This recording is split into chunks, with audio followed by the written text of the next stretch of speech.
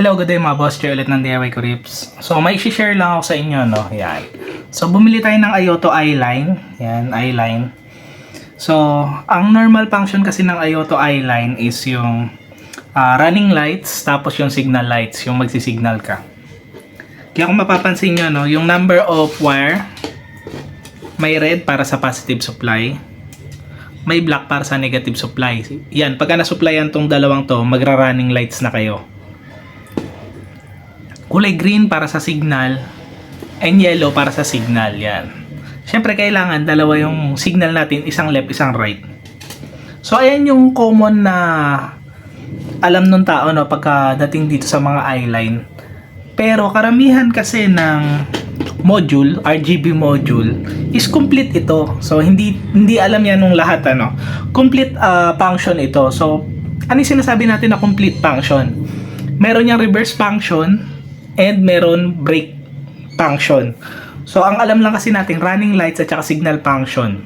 Pero, meron pa yan, reverse, merong brake light function. So, papakita ko na lang sa inyo, no? Magiging useful ba pagka nalaman nyo tong mga to? Syempre, useful siya kasi madadagdagan nyo yung function ng eyeline nyo. So, depende na sa inyo, no, kung paano nyo siya gagamitin. Pero, yung sa reverse function kasi, ayan, mas magagamit nyo yan kasi pwede nyo siyang gamitin na pang back to stock. So, parang magiging color white lang siya. Kasi kung alam naman natin, di ba, ang brake is kulay pula. So, pagka ginamit natin yung brake light function nito, magkukulay red yung eyeline nyo. Pagka ginamit nyo naman yung reverse function, magkukulay white. Ang mas magagamit natin dito is yung reverse function. So, papakita ko na lang sa inyo, no, para mas maintindihan nyo. So, para mas ma-explain ko sa inyo na maayos, ano, papakita ko na lang muna. Yan. So, meron tayong jump starter.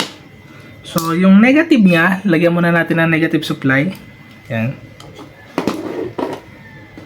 Yung positive, lagyan natin ng positive supply.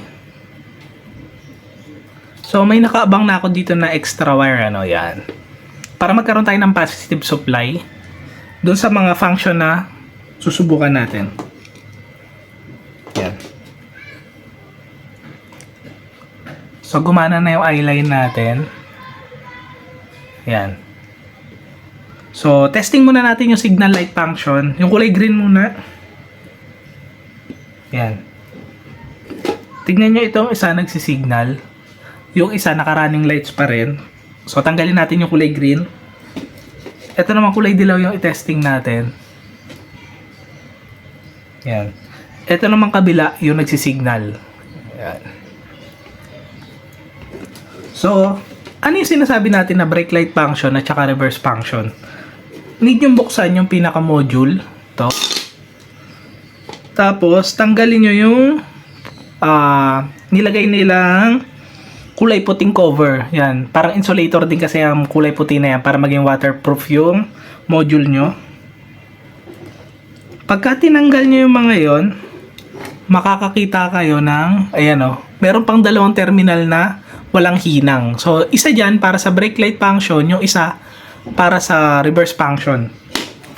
So, testing natin, no. Eto, itap natin doon sa isa sa mga terminal na walang hinang. Yan, tignan nyo, nagkukulay pula na. So, ayan yung brake light function. So, pagka tinanggal nyo, balik siya sa running lights. Yung isa naman, lagyan natin ng positive supply. Ayan yung reverse function. Tignan nyo, nagkulay puti. Ang pinagtataka ko lang, tinanggal ko na yung positive supply. Kulay puti, paulit siya.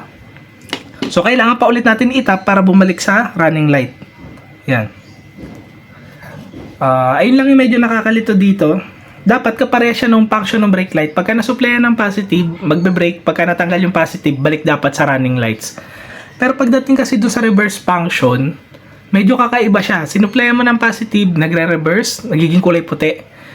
Tinanggal mo na yung positive supply, hindi pa siya nagra-running lights ulit. Kailangan mo munang supplyan muna ulit ng positive para bumalik siya doon sa running lights. Testing natin ulit, ano. Lagyan natin ng supply. Yan. Reverse function. Lagyan ulit natin ng positive supply. Running light function ulit. Yan, o. So, kung papaganahin nyo yung back to stock nito, ang kailangan nyo dito, momentary switch lang. Hindi nyo kailangan nung self-latching. Yan. So, momentary switch lang. Yan. Para pagka, yung momentary switch ay yung madalas na ginagamit sa mga fast light, ano. Yan. Back to stock. Kulay white lang. Running lights. Kung gusto nyo, gamitin nyo rin yung brake light function. Kapag ka nagbe-brake kayo, nagbi-blink-blink siya, pwede naman, lagyan nyo lang ng wire to, dugtungan nyo na lang, tapos connectan nyo doon sa brake switch nyo. Para pagka nagbe-brake kayo, yan, gaganyan-ganyan siya. Tapos pagka binitawan nyo, balik na ulit sa running lights. Yan, so simpleng video lang to, no? Sana makatulong, lalo na doon sa mga gustong nagba-back to stock yung pinaka eyeline nila. So, tapusin na natin tong video na to. Ingat kayong lahat. Ride safe. God bless.